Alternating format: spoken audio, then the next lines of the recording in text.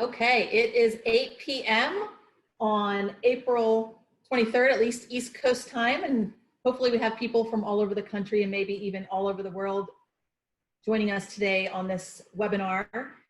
This is a topic that is true to my heart, and I know my panelists feel the same way. We really want to talk about mattering and how mattering is really helpful and can guide us through today's environment. And this is a part of a whole series of webinars being put together by our Masters in Applied Positive Psychology group at Penn. You can look at other recordings or join more of these through the registration link, but we have a YouTube channel and you can find it at UPenn MAPP.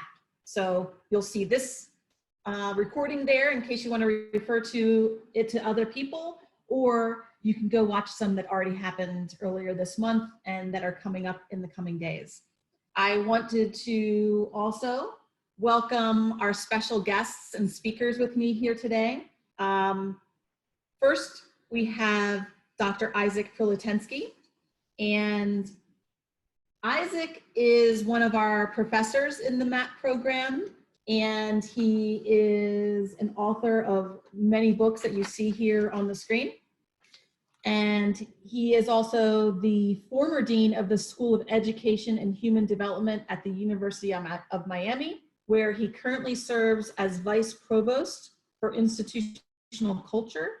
He was born in Argentina and he has lived and worked in many different countries. And he'll speak in English to us today, mostly I think, but he's also fluent in Spanish and Hebrew and proficient in Italian. So he's given keynote addresses in 26 countries, and he and Julie, who I'll introduce next, and I spoke at the World Congress for Positive Psychology in Australia this past summer. So we had a lot of fun traveling over there and speaking on mattering at that convention.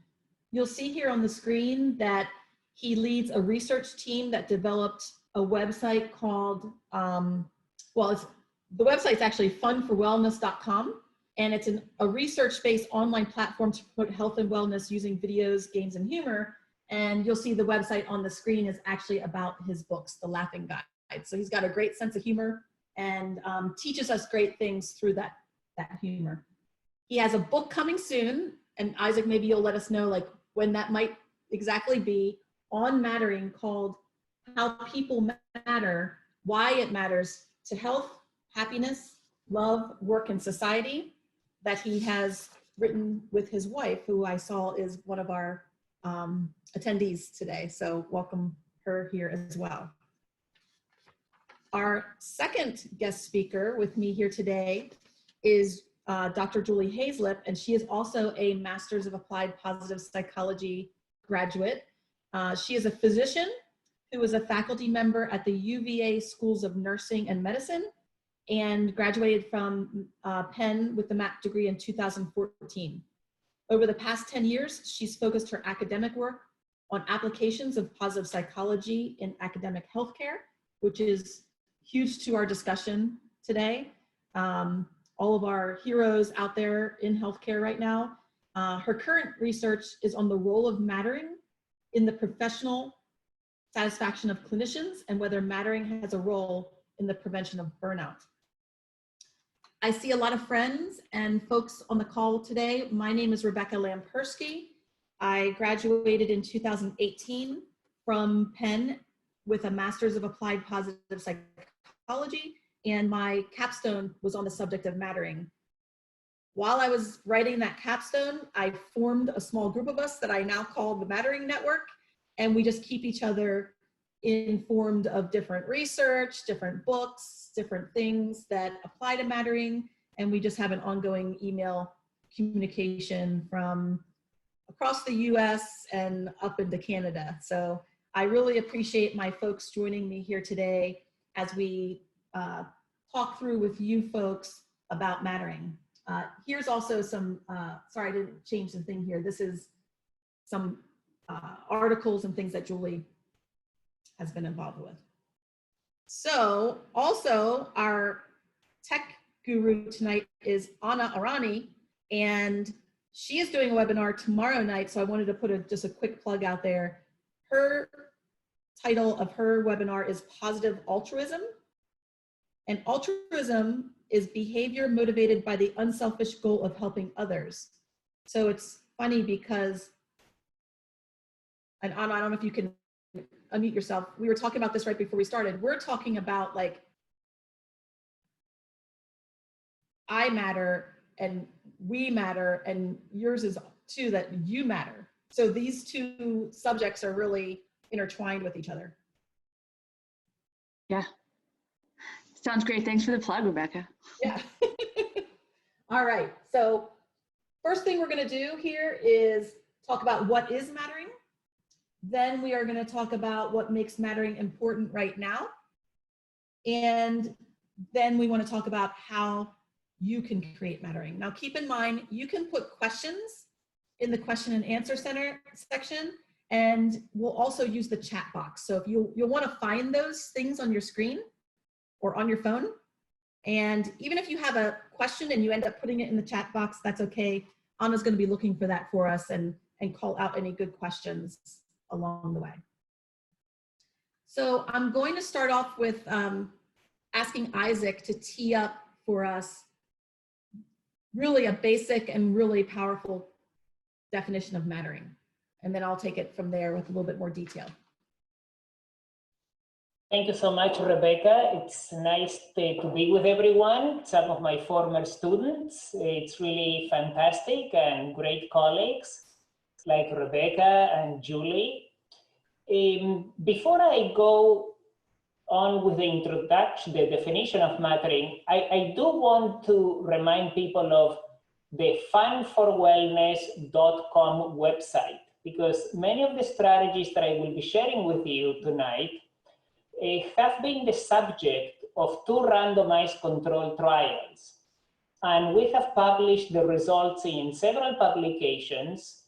And it will be very difficult to remember everything we talk about tonight, but if you go to funforwellness.com, it's a free website, and we have very positive quantitative and qualitative results. The program improves subjective well-being, self-efficacy, generates action to improve well-being, and it also improves physical activity. So just a plug, funforwellness.com, it's free. If you like it, pass it along. Now, about mattering.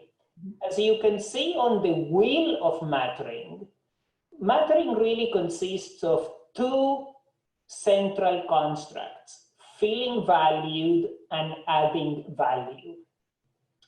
Experiences of feeling valued and adding value is really the heart of mattering. And as you can see on the wheel, feeling valued has 4 sources. We can feel valued by ourselves, other people, work environment, and the community.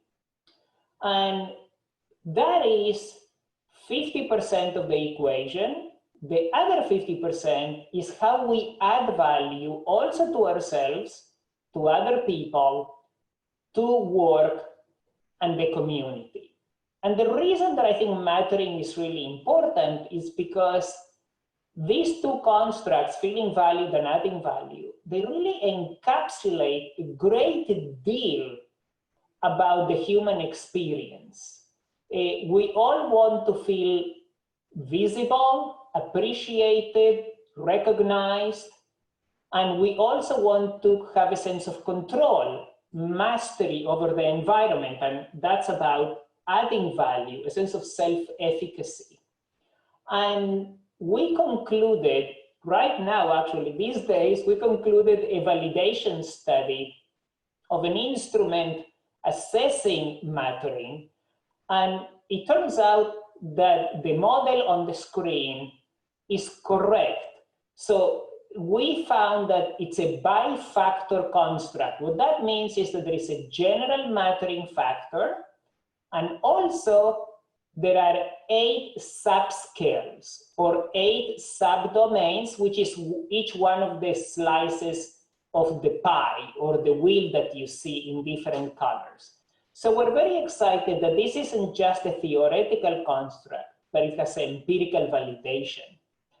David Yaden, who's also one of the members of the Mattering Network, together with Marty Seligman and Barry Schwartz and Roy Baumeister, they conducted an evaluation. They evaluated another instrument for mattering in the workplace, and coincidentally or not, they also found that mattering consists of recognition, which parallels feeling valued, and what they call achievement, which is what I'm calling adding value. So there are really convergent studies showing that there is really something to this two-part definition of mattering. I will just say one more thing, if I may, Rebecca. Do I have another 30 seconds? Oh, sure, absolutely. Okay, so we conducted another two studies, one in Italy, which shows that mattering is largely dependent on experiences of fairness. So the more you experience fairness in relationships, work, and the community, the higher the sense of mattering. And in turn, the more you experience mattering, the higher the sense of well-being. So you can think of mattering as a mediating factor between experiences of fairness, because if I experience fairness at work, in the community, I feel like I matter, because people treat me with respect, people ask for my opinion, people rely on me, and therefore all these experiences of mattering are improving my sense of self, my interpersonal well-being, occupational well-being, etc., etc. So let me stop here and turn it back to Rebecca. No, I love that, because I wanted to comment that in a work environment, we focus so much on well-being, and sometimes we think that that is just meditation or yoga or some of these well-being program kind of things. And really what the mattering research draws you to is really some more interpersonal ways that we can grow well-being in our teams that maybe people aren't really thinking of as part of a wellness program at work. And I was going to share a slide here that is from my capstone. I looked at all the different research as much as I could anyway. And my barometer was that if Isaac read my paper and he said that this was okay and not embarrassing, that I could then submit it. So I thank Isaac to being one of the last eyes on my paper. And all of these different components of mattering that show up in the research, and you can read them here on the screen. Attention, do you feel seen and noticed? Importance, do you feel cared about and valued? Dependence, do you feel dependent and relied upon? Think about these things, and I would love for people in the chat to read, because you probably can read faster than I can say them. Start chatting which of these items resonates with you the most. What I find as I do this with different groups is that different things resonate with different people, and it's almost like we have a different manner upon which we need to matter. They all align with Isaac's definition of feeling valued, which is a lot of the things on the left. I feel people are proud of my success. I would be missed if I was not there. People are interested in what I have to say or do. I feel appreciated. I feel noticed. A lot of these are the feeling valued part. And then you can think of it too as between people on the left side of interpersonal mattering, but some people have a real need for a broader sense of mattering. They call that societal mattering. And it's really like, I want my work to matter to the world. I want my work to be important to the world. One of our Mattering Network friends, Gordon Flett, has done a lot of research on the concept of anti-mattering. For some people, it's more, I just don't want to experience behavior where I'm made to feel I don't matter. That real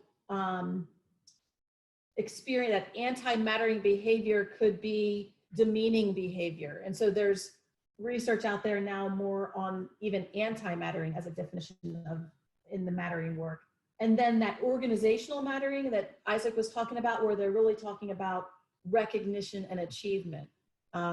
Do I feel valued? Do I feel like I'm adding value? And I think that that matters mostly at work, because we take a job to make a difference and to add value, make an impact. And that's really how our performance is also evaluated. So if we're not feeling like we're achieving something at work, we're wondering, well, how do I fit in to this team? So Anna, what are you seeing in the chat? I'm seeing a few feeling relied upon, a few feeling appreciated. Some people expressed that societal mattering is important as well. So a mix, I would say. A mix, yep. So some folks are really seeing that individual appreciation and feeling relied upon. I see Leora liking individualization. I can't even say that word, but I see my sister's on the line, and she will tell you that that's probably my favorite one, because it says, I feel noticed for my true self and my uniqueness at work. So I like to think that I'm special. So that's one that always resonates with me. And I'm sure that she would, having grown up with me, would say, yeah, that would be Rebecca. So thank you for participating there. I see even a few more societal mattering.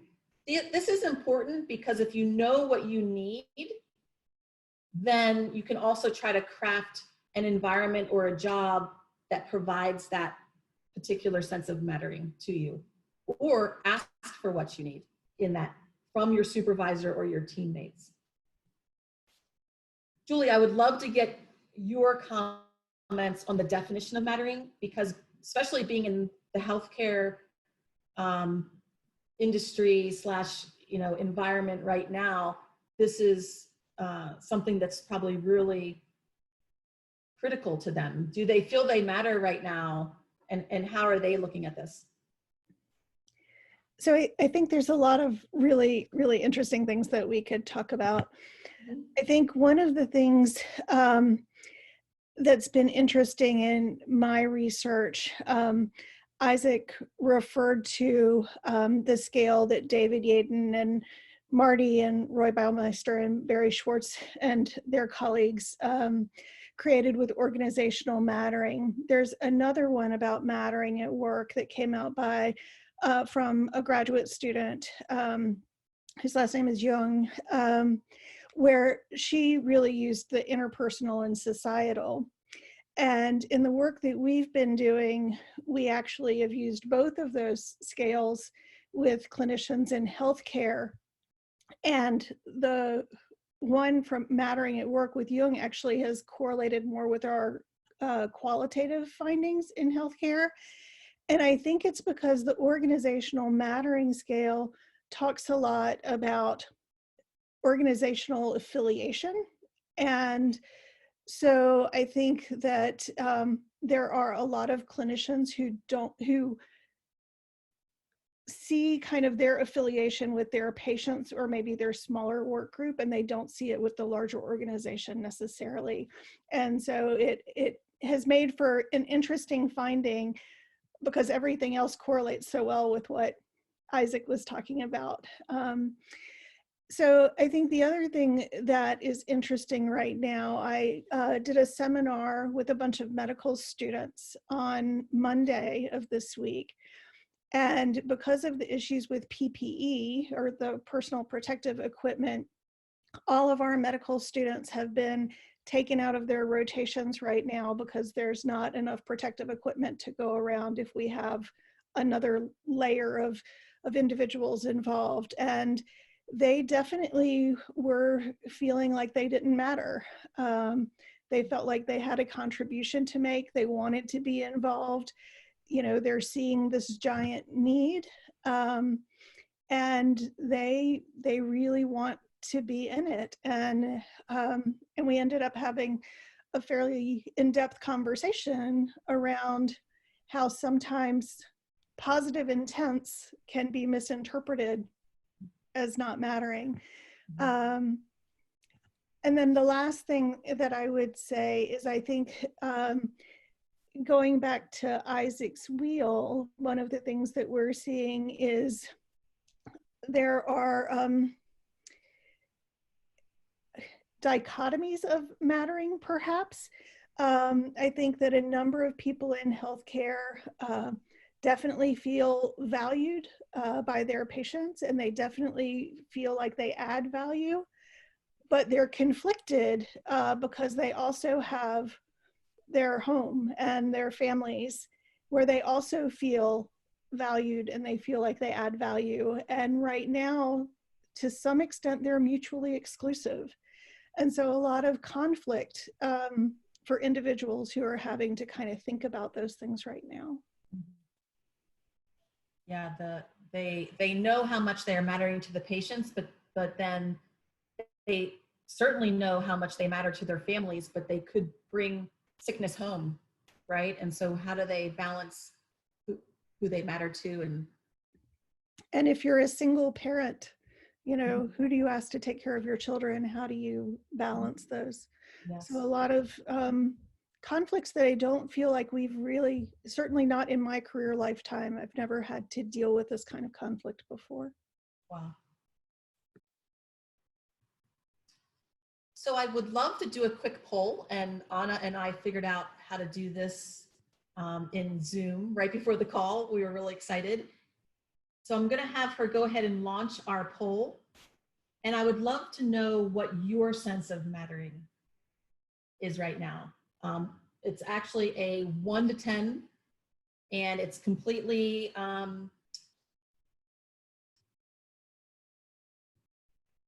we can't see who's picking what numbers, so that's anonymous, and would love to know the sense of mattering within this group. And Rebecca, where 1 is I don't matter at all and 10 is I matter completely.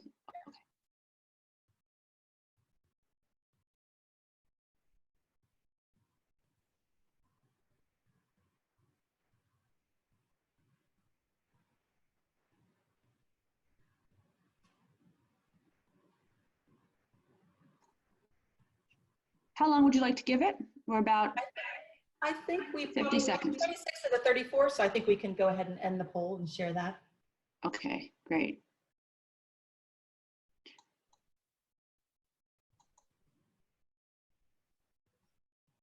Okay, so our average is somewhere around 8, and you can see the variety in the poll, and that's okay. Isaac, what are your first impressions when you see the poll from the group?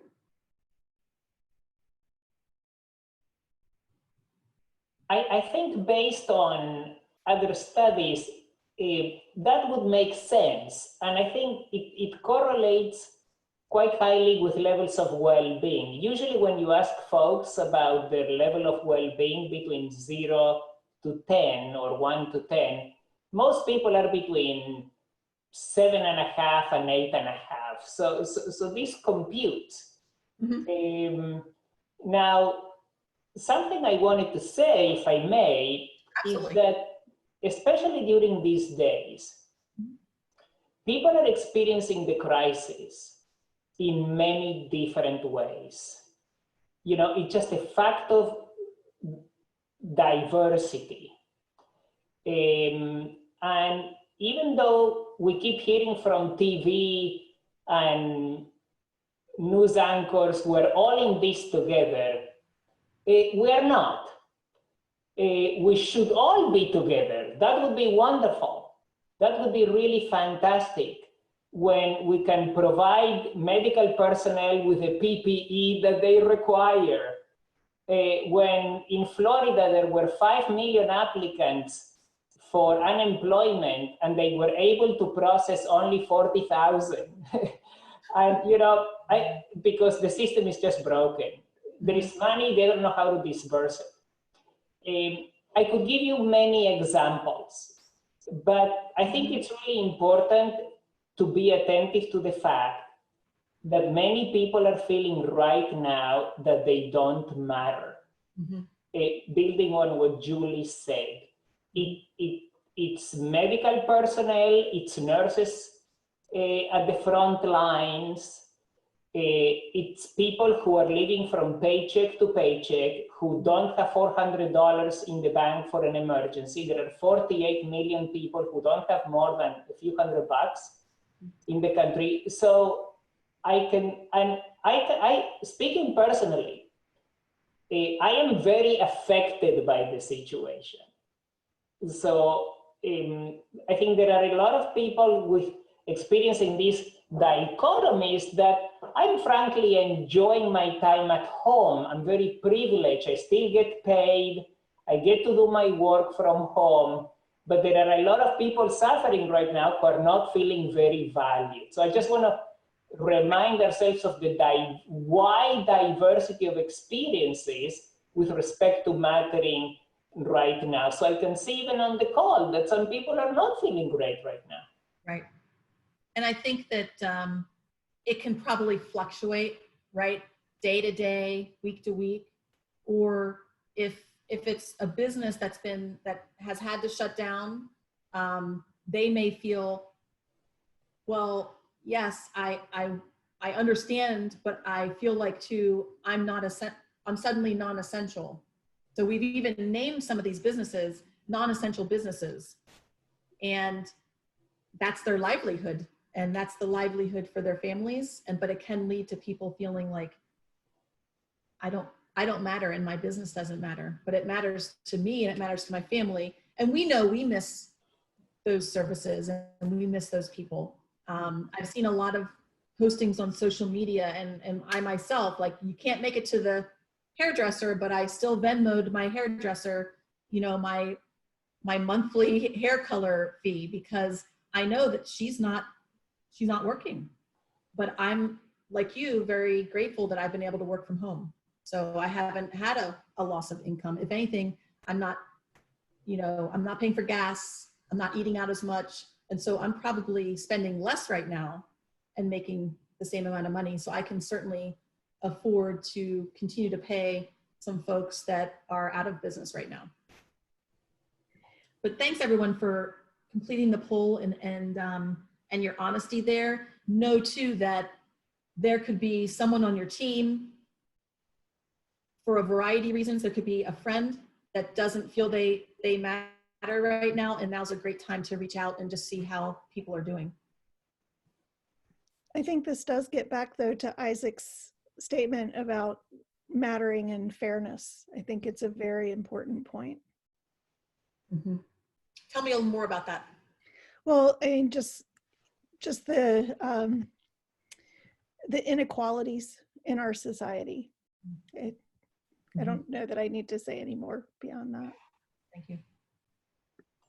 So we wanted to talk about next a little bit about why is mattering so important, and we've gotten into some of that. I put together this little wordle because I think that in general, as Isaac said, mattering can lead to well-being, but swirling around there right now are all these positive kinds of things.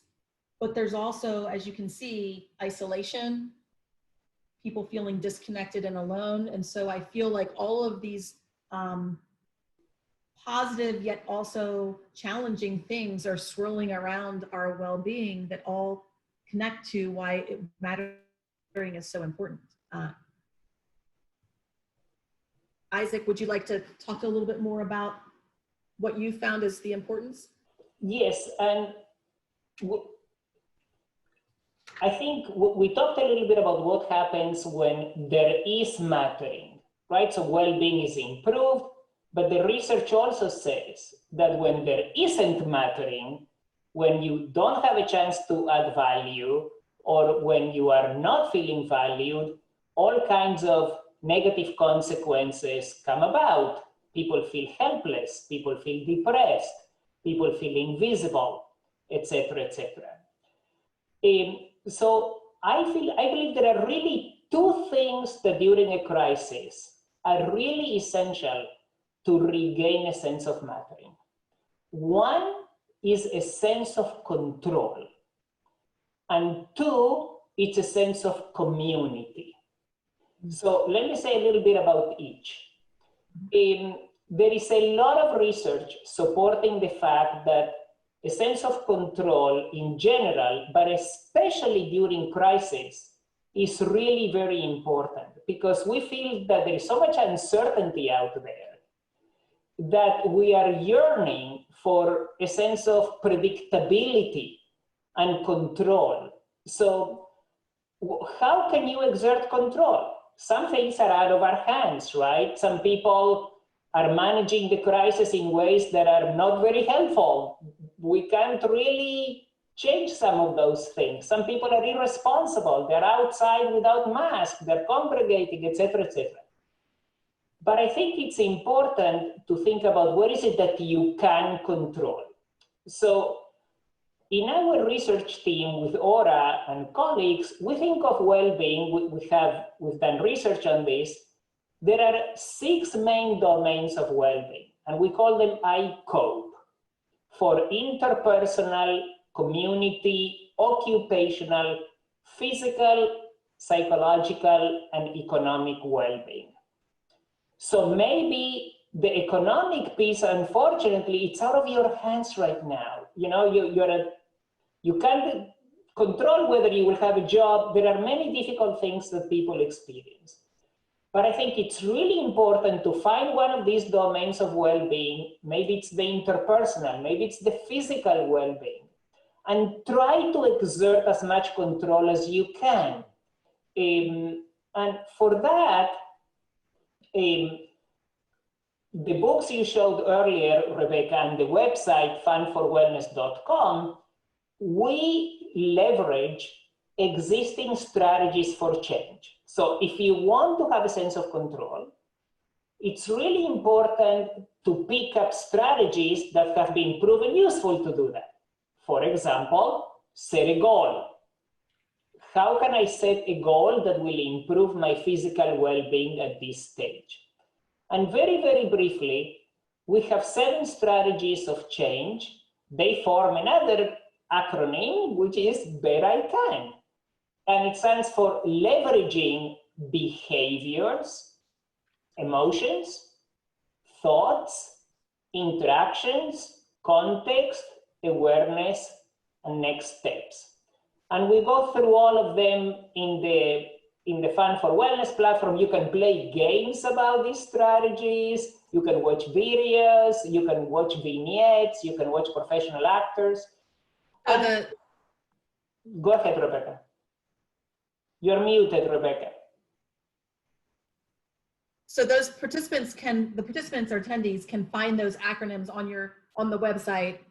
I put the website in the Zoom chat, but they can find them there. So absolutely. So they can go to funforwellness.com. The I-COPE assessment is there. Fun for Wellness is built around the acronym. So I'll just give maybe 2-3 examples. Under behaviors, the module of behaviors, we teach 2 things. Very important for achieving a sense of control. Set a goal, an achievable goal, and we teach people how to do that, and create a positive habit. So, for example, I exercise regularly. So that's something, it's a positive habit. Aura and I eat well. So we eat a plant-based diet. So that's a habit. We've been doing this for many, many years. With regards to emotions, how to collect positive emotions. This crowd should know something about that. It's not just about managing the negative, but enhancing the positive. And their thoughts, we teach people how to challenge negative assumptions about yourself and the world, but also how to create a positive narrative about your life. What are your strengths? What are your assets?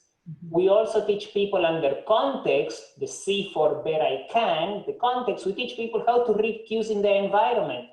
What are some cues that help me live a healthy life? what are some cues that are negative? So in short, what I want to say is that a sense of control can be achieved through small things. Maybe you always wanted to start exercising or eating better or play the violin or study Japanese. Whatever it is that you wanted to do, even if you do it a few minutes a day, it will give you a sense of efficacy. That even when the world is so uncertain, I can still get up in the morning, have a routine, and be active, be an active participant in my life and in the world. And that connects me to sense of community. So thank God we have so many technologies to stay in touch with folks. So to summarize, sense of control and sense of community. I love that. So right now people may think that there's so much out of their control, but picking those little things to control really helps us feel like we can control things. And then the community part, there is so much right now that you can participate in, or if you need some alone time too, that you can choose not to participate, depending on what you're, the more introverts are loving this a little bit more, but even though the introverts are coming out onto the Zoom calls to get some community. Yes, and if I may just add one word, Rebecca, I think I don't want to be Pollyannish about this. As most of you know, I'm very critical of what's happening in society, you know, but still, we have an opportunity to come out of this individually in a different place. You know, again, I don't want to gloss over the difficulties many people are feeling, but I think it is an opportunity for many of us to pause and reflect what gives me meaning in life. And many people are postponing important life projects. This is a good time to start, because you are not spending so much time on traffic. I don't miss Miami traffic. I don't miss pollution. I have gained something. I have gained space, mental space to zero in on things that are important in life. And I don't know exactly where that's going to lead, but one thing we know for sure is that reflection is really important, and we often don't have enough time for reflection. And now that it's the slowing down period for some of us at least, I think we can really come out of it in a different place. I love that. And Julie, connecting the importance of mattering also with some of the things that Isaac's talking about on how we can build a sense of mattering. I'd love your thoughts, not only just in general about mattering, but also with the medical community, in case there's someone here that's currently a medical professional or has a family member. Why do you think it's important to build mattering, and what do you think they can do to do that?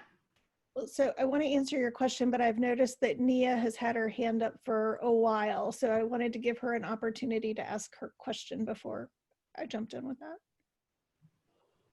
Let's see. Nia, we have unmuted her. Do you have a question? She may still be muted on her end.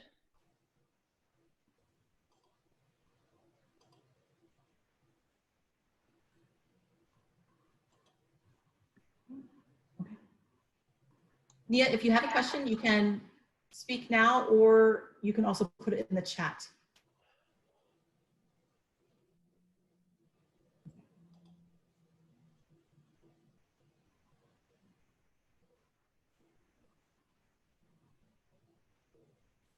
Okay.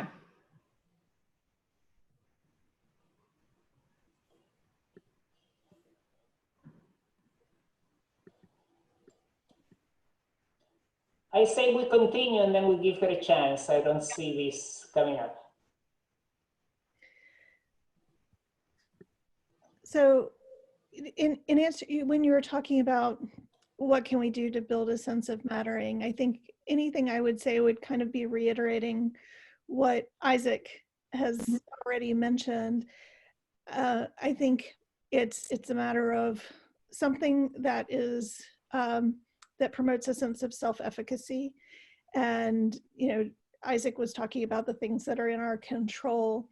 I think one thing that might be particularly relevant right now, as we are thinking about others a lot, and thinking and seeing other people suffering, this might be a time to reach out to someone and to do something for someone else.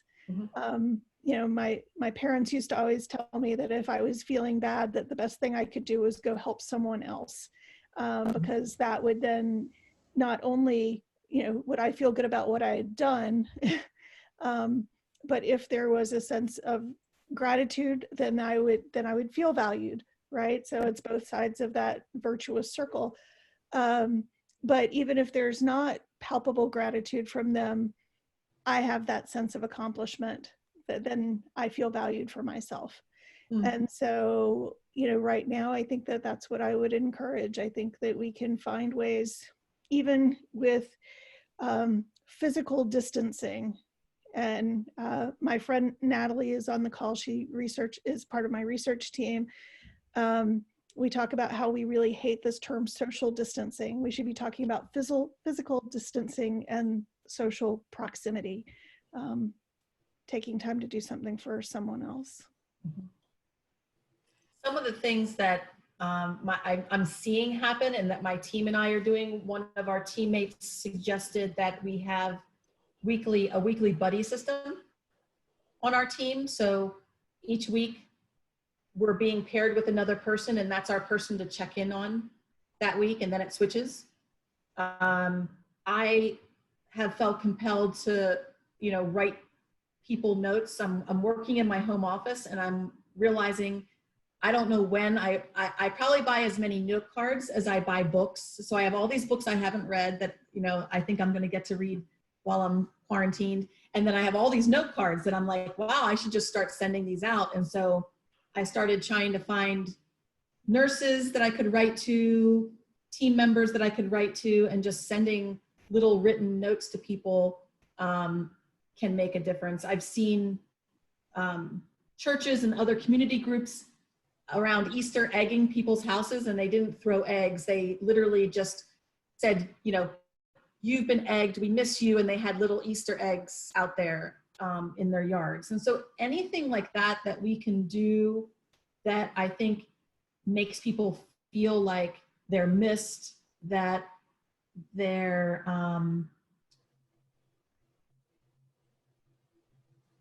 thought of, and that they're appreciated, it would be really, really helpful. One of the things that came to mind, and I'd love to ask Isaac and Julie about this, is listening.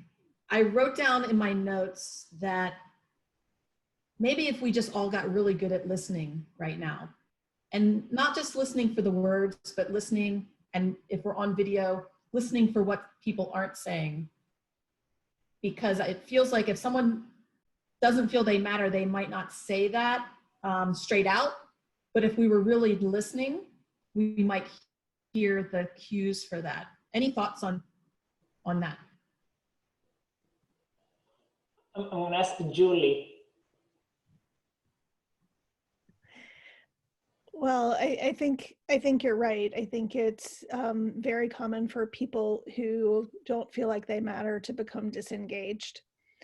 And so actively seeking out the people who perhaps are not contributing, that might be a really good way to bring them back into a sense of mattering.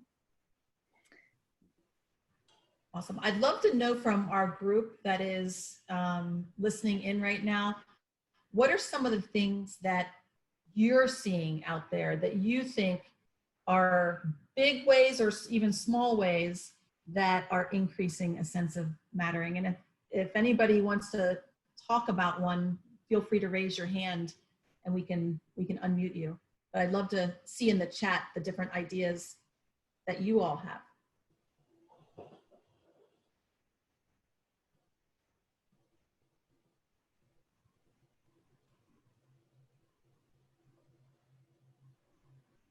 Linda Daniels is talking about all the families that are out and about walking their dogs and they're biking and they're really saying hello to each other. There does seem to be a renewed sense of friendliness in neighborhoods because we're not getting that at work and places like that. So we're so happy to see other people in our neighborhoods for sure. We'll keep logging those. I'd love to see what you're seeing out there and sharing with the group. I wonder, Rebecca, if I may add a word or two about listening and caring for other people. Absolutely, please. And I think it helps me to think about adding value to others in two ways. There is what I call proximal caring.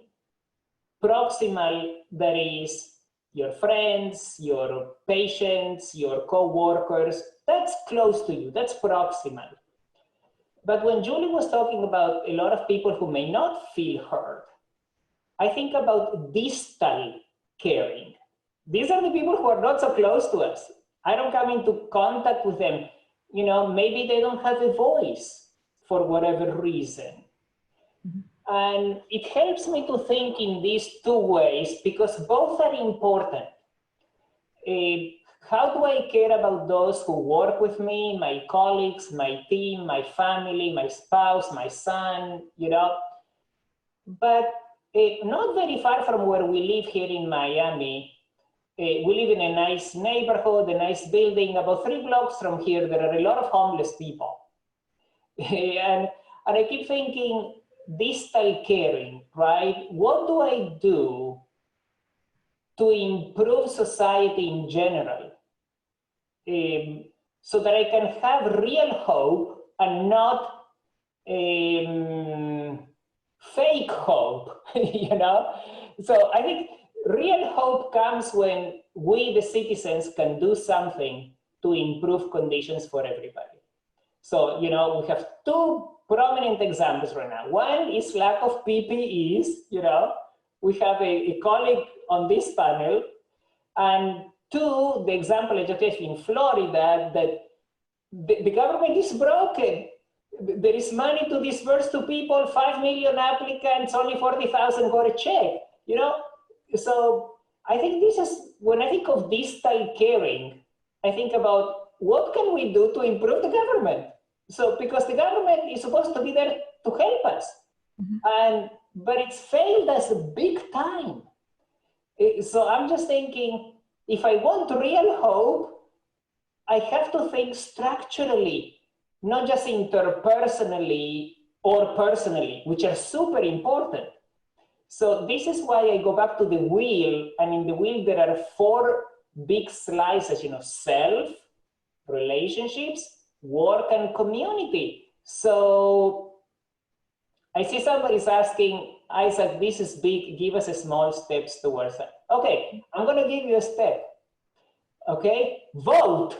Okay, make sure everybody votes, you know, and I would say, without getting too radical, vote for somebody who will put into place structures that can help our medical workers, that can help to make sure that systems are not broken, right? You make up your mind, who do you think will get us there? You know, I'm not going to proselytize, but I think it's a matter of competence. You know, forget right, left, liberal, just, it's a matter of competence. You know, how do we have found out that there are so many organizations doing amazing work. Now, I will say that there are 2 kinds of big social change.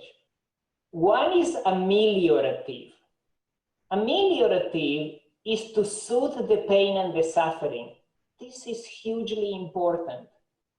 But there is also what I call transformative social change.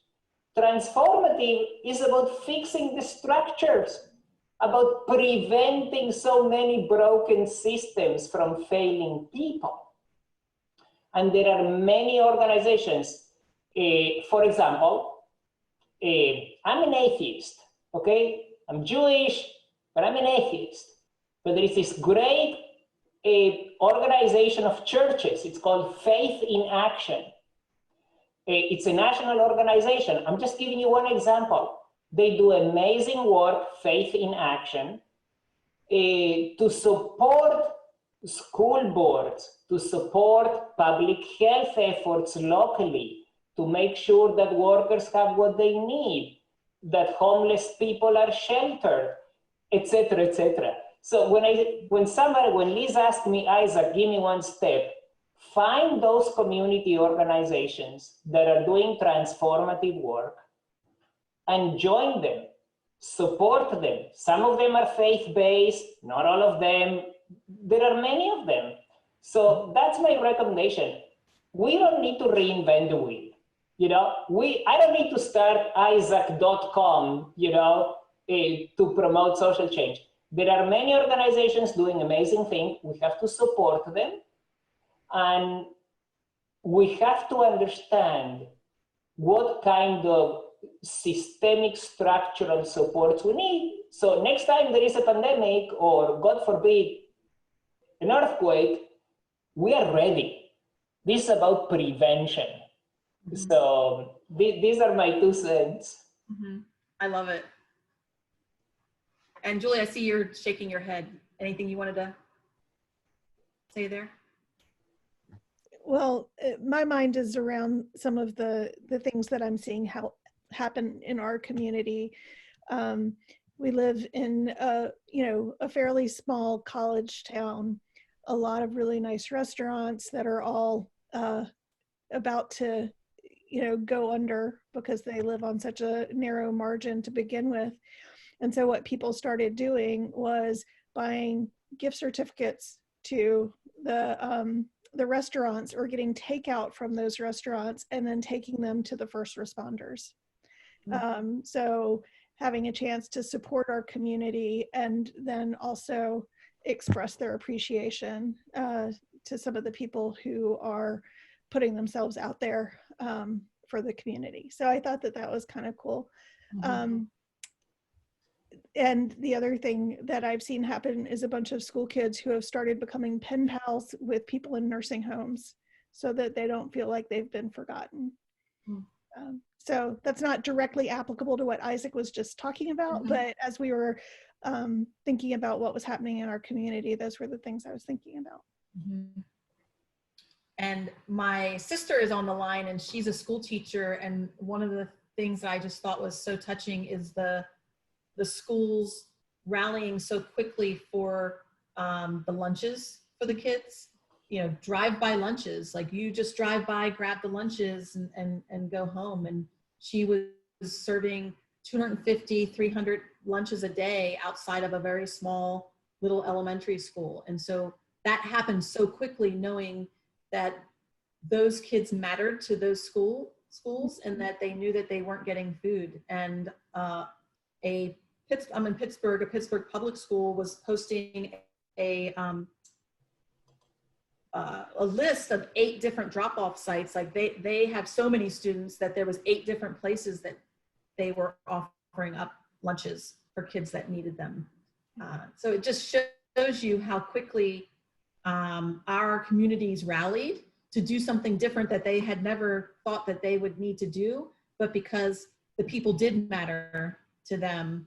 And I'm sure that we'll come out of this and those communities will feel so much closer to their school districts, so much closer to those different organizations that really supported them during this time. And even people to people, I see a Susan Penn who's saying that her daughter sends her dinners that are completely cooked and chess sets and Scrabble games, and every day is another surprise. Like, we are building one-on-one relationships here during this tough time too, through how we make people feel supported and remembered and valued. And that's really increasing value, well-being in them when it's a really tough time. The isolation could break it down, but then these great touches that everyone's doing is building it back up. Right. So I wanted to share quickly a little grid that our other member of the Mattering Network, Gordon Flett, in his book about mattering, talks about 10 different ways to build a sense of community mattering. And I really wanted to open it up for any final questions as we are very closely nearing the end of our time together. As we're waiting for any final comments to go, I am going to read a little mattering poem to everyone as we leave. You matter. I value you, care about you, will listen to you, and will support your goals. I see you. I think you're special. You have an impact on my world, and I would miss you if you were gone. I appreciate you, and I depend on you being you.